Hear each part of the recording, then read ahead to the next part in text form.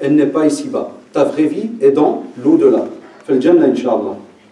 Pas ici-bas. Ici-bas, c'est éphémère. On te dit aussi que il n'est pas interdit d'aller chercher après les biens. Et d'un autre côté, on met en garde ceux qui vivent sur le dos des autres.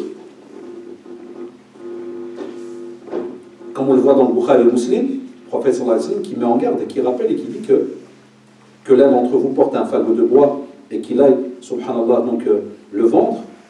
On a même comme commentaire d'aller chercher des brindilles à gauche, à droite, du bois et autres, et tu viens et tu le vends. Voilà, il vaut mieux pour lui que d'être, subhanallah, quelqu'un qui va demander la charité et mendier à gauche, à droite. Donc l'islam a toujours mis un juste milieu.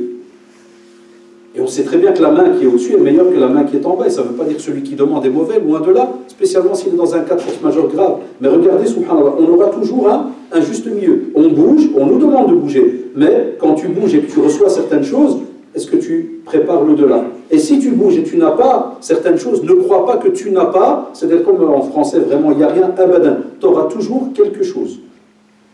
Même si ta langue, et on le verra après dans un texte, même si ta langue elle dit Alhamdulillah, tu as déjà préparé une certaine richesse pour toi. Mais ces textes-là, comme on ne les étudie pas beaucoup, on ne les relit pas, on ne les revoit pas, on n'en parle pas entre nous en famille. Parce que normalement, c'est un des rôles que l'on est censé avoir en tant que père, mère, de préparer nos enfants lorsqu'ils n'ont encore aucune, entre guillemets, obligation financière. Parce qu'aujourd'hui, le bas blesse, spécialement dans le côté financier. C'est compliqué pour tout le monde.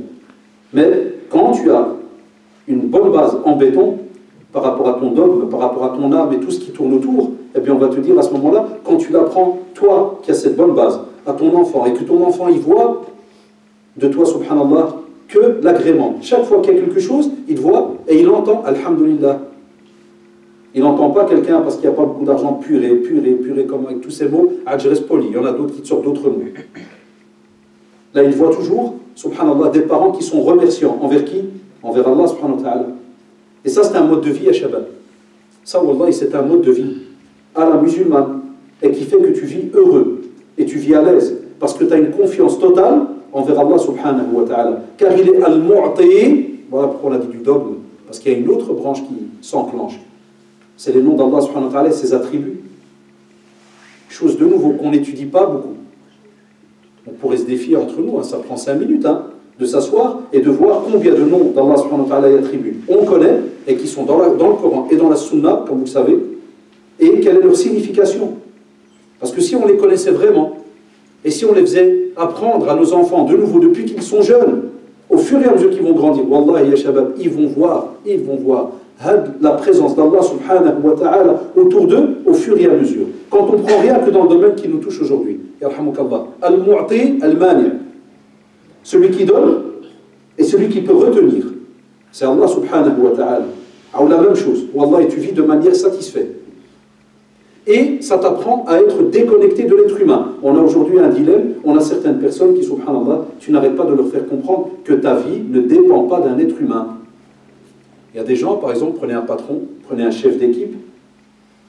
Il y a des personnes qui travaillent avec ces gens-là, mais qui leur donnent même une de ses confiances ou un de ses pouvoirs incroyables. La preuve, il te dit, mon salaire dépend d'un tel. Ça, c'est une phrase catastrophique. Là, mon salaire dépend de qui? D'Allah subhanahu wa ta'ala. La personne n'est qu'un intermédiaire. Toute personne qui va peut-être t'apporter un bien, wallah, ce n'est qu'un intermédiaire qu'Allah subhanahu wa ta'ala a mis sur ton chemin durant ta vie pour te faciliter ta vie. Parce que même cette personne-là, kun fayakun, Allah subhanahu wa ta'ala décide que demain il meurt, il meurt. Regardez les faillites, les sociétés, combien de personnes travaillaient dans des sociétés où tu pensais être là pour 200 ans, parti du jour au lendemain. Prenez le cas chez nous en Belgique, la société aérienne très très connue, subhanallah, la Sabena, très connue. S'il fallait demander avant, pour la Sabena, est-ce que la Sabena fermerait un jour? Non, c'est la société mythique, je vais inventer un mot, c'est infermable. Ça ne ferme pas. Ça ne peut pas fermer. Société d'État, tout ce que tu veux, du jour au lendemain, faillite. Un rachat, un bricolage avec les actions, tout ce que vous voulez, vous connaissez un peu l'histoire, certains les anciens, faillite. Qu'est-ce qu'on a entendu le lendemain? Combien de suicides il y a eu? Ça fait mal au cœur. Même si c'est des noms musulmans. Wallah, ça reste des êtres humains. Et Wallah, ya shabab, ça fait mal au cœur. Mais aujourd'hui, parce qu'on pourrait des fois, on pourrait se dire, ouais mais voilà, c'était leur style de vie, ils ont décidé de se suicider, c'est leur croyance, qu'il y a des croyances qui disent que dès que ça ne va pas, ben on n'a plus rien à faire sur cette terre, on arrête tout, au revoir, on se met une balle, on se tue, on se pend, qu'Allah nous préserve. Là, tiens, on a le regard musulman. Et subhanallah, je n'oublierai jamais, lors d'une discussion avec une personne qui était en rapport avec le dossier de Hadla Sabena, il m'a dit, quand ils étaient au bureau pour recevoir ce qu'on appelle donc leur feuille de licenciement, faillite, vous savez, c'est catastrophique même pour calculer vos mensualités, vos salaires qui vont venir, là, tout ce qui vous doit et autres indemnités. Il m'a dit, certains amis non musulmans à eux, leur faisaient tout le temps quasi la même remarque. Il leur disait, pourquoi vous souriez? Et un mesquin, il m'a dit que un des Belges non musulmans m'a dit, il essayait même de lui dire un mot qu'il a entendu 10 fois ou 100 fois. Comme il lui a dit lui, il a dit, vous les Arabes, vous dites tout le temps un drôle de mot là. Amdou, Kada, il a dit, je vous entends, vous dites. Puis il a dit, alhamdulillah. Il a dit, ouais, c'est ça. Je dis, subhanallah. Et pourquoi vous dites ça? C'est normal, nous en tant que musulmans, quand pendant une période, il y a des biens, ça avance. Qu'est-ce qu'on se dit?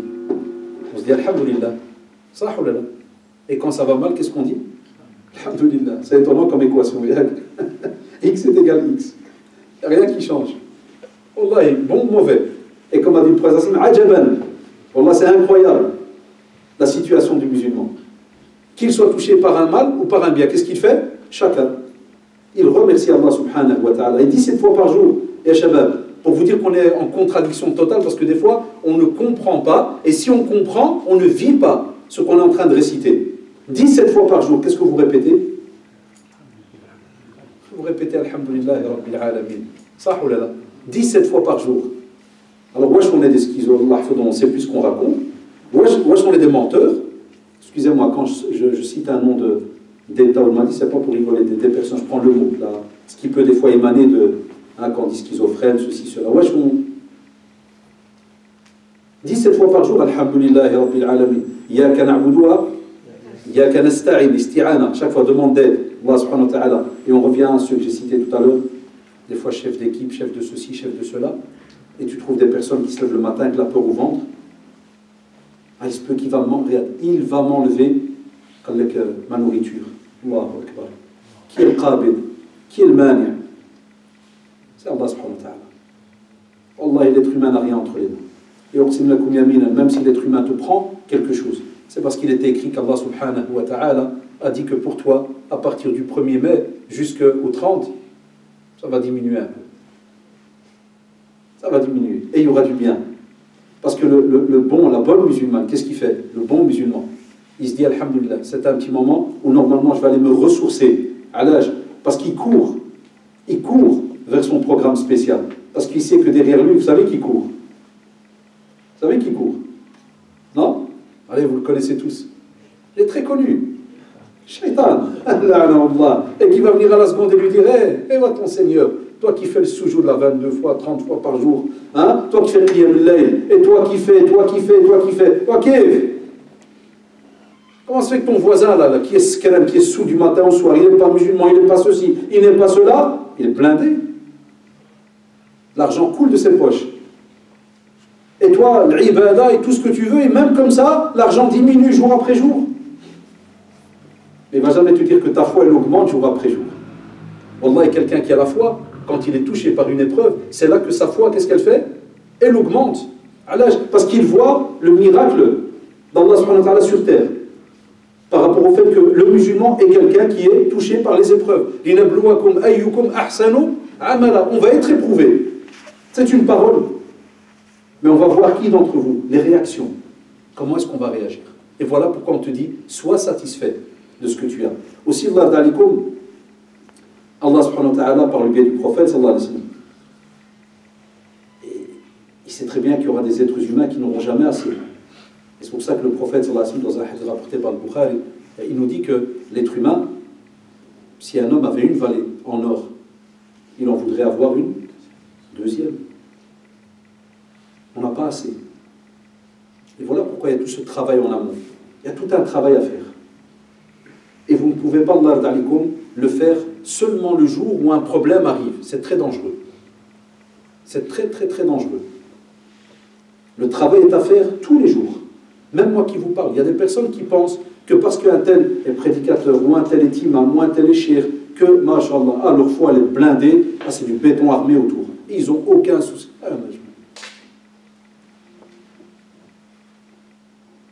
Je vous donne un exemple très rapide que j'ai eu il n'y a même pas 48 heures. Chez nous en Belgique, les factures annuelles gaz et électricité arrivent. On les a reçues à 3 jours. Il y avait écrit 291. Je n'ai pas capté plus ou moins. J'ai cru voir de loin moins. Vous croyez qu'à l'intérieur, je n'ai pas senti que... D'accord, docteur. J'ai une hernie, j'ai senti que l'estomac il a fait un demi-tour avec une marche arrière et il s'est remis en place. J'étais alhamdulillah. 300 patates à redéposer. Je vais les trouver à l'air. Pour rigoler dans ma tête, je dis ouais, ouais. Et des fois tu dis, il y a un truc qui va rentrer, qui a déjà un autre truc qui... C'est la vie sur terre. Et le prophète qui est mieux que moi, mieux que n'importe qui sur cette terre. Et il entre à la maison. Un jour il y a à manger, et des fois, comme disait Aïcha, 3 jours, 3 nuits, le feu il ne s'allume pas à la maison. C'est-à-dire qu'on n'a rien mangé de chaud. Il arrive à la maison, et il demande à Aïcha, est-ce qu'il y a à manger? Elle lui dit non. Qu'est-ce qu'il lui dit? Purée, c'est quoi cette crise? Ah, c'est quoi la déflation? Et la mana'af. Il dit, mais ça, je suis à jeun. Subhanallah, il s'en remet. Pourquoi il a dit? Et pourquoi il nous a laissé ce texte? De nouveau, nous, il y a les jeunes, quand on a un gros souci, ou bien qu'on est en passe, suivez-moi s'il vous plaît, c'est important. Wallah, même si je vais m'arrêter maintenant, pour moi, comme si j'aurais réussi mon message. Si le prophète, sallallahu alayhi wa sallam, pour un texte qui ne dépasse pas une phrase, il arrive et il dit à son épouse, est-ce qu'il y a à manger? Non. Il lui dit, je suis à jeun. Pourquoi une réponse pareille? Pourquoi il ne lui a pas dit, ah ouais, je vais aller rendre visite à Abu Bakr, peut-être qu'on va trouver un petit morceau de chair. Pourquoi il ne lui a pas dit, je vais aller chez Uthman, et Wallah, vous le savez, nos machers, quand ils décortiquent avec nous la sira, ils nous disent, que le prophète, il y avait des compagnons autour de lui qui avaient de quoi manger. Mais tellement le prophète sallallahu alayhi wa sallam a montré, mashallah, al-qana'a, c'est-à-dire qu'il montrait qu'il avait assez, qu'il était satisfait de ce qu'il avait, les compagnons des fois ne pouvaient même pas savoir s'il avait ou il n'avait pas. Après, petit à petit, ils ont appris, en venant des fois, comme on dit, rendre visite, on voit dans certains textes, ils viennent et ils te disent qu'on a retrouvé, il y a des compagnons qui parlent de la demeure du prophète sallallahu alayhi wa sallam. C'est pour ça que j'invite les jeunes, ceux qui partent en Umrah, d'aller visiter le nouveau musée qu'ils ont fait à Médine sur le prophète sallallahu alayhi wa sallam. Très très beau. Ils ont pris toute la sunna du prophète sallallahu alayhi wa sallam, des milliers de hadiths, et ils ont fait, avec des maquettes, ils ont fait un musée, c'est rare là-bas, c'est étonnant, mais je ne sais pas, machallah, ils ont fait un musée de dingue.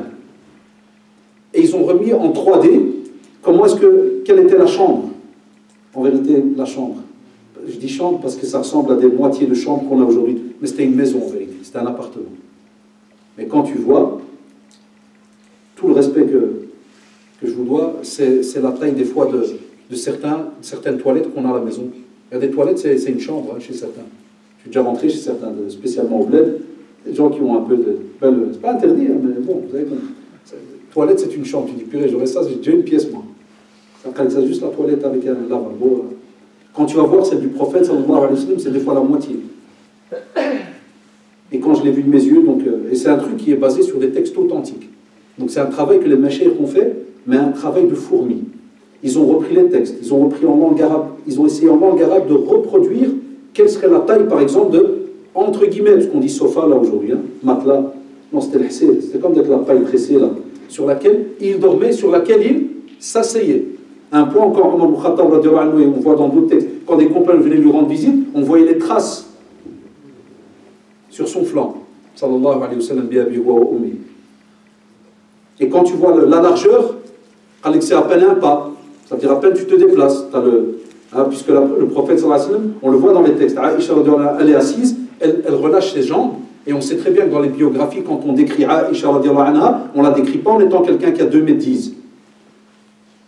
Taille vraiment petite de taille, très simple, et la preuve, elle dit, quand je lâche mes jambes, quand le prophète sallallahu alayhi wa sallam doit se prosterner, qu'est-ce qu'elle devait faire?